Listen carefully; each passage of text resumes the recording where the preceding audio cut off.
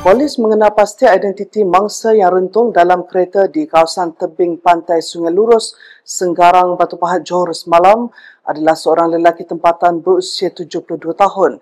Ketua Polis Daerah Batu Pahat Assistant Commissioner Syarul Anwar Musyadat Abdullah Sani berkata, ia berdasarkan hasil siasatan awal, namun pengesahan rasmi akan melalui ujian asid deoksiribonukleik DNA. Menurutnya, anggota bertugas dari Balai Polis Senggarang bergegas ke tempat kejadian pukul 5.28 petang semalam selepas menerima maklumat kejadian daripada pihak bomba dari Rungit. Siasatan awam mendapati kereta itu ditemui terbakar dan terdapat satu rangka manusia turut rentung di tempat duduk pemandu.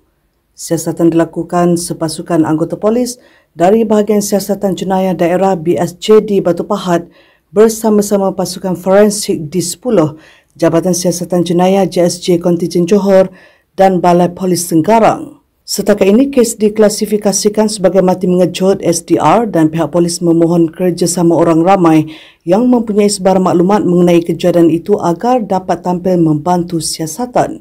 Semalam, tular video memaparkan sebuah kereta terbakar di tepi pantai dan terdapat seorang individu dalam kereta berkenaan.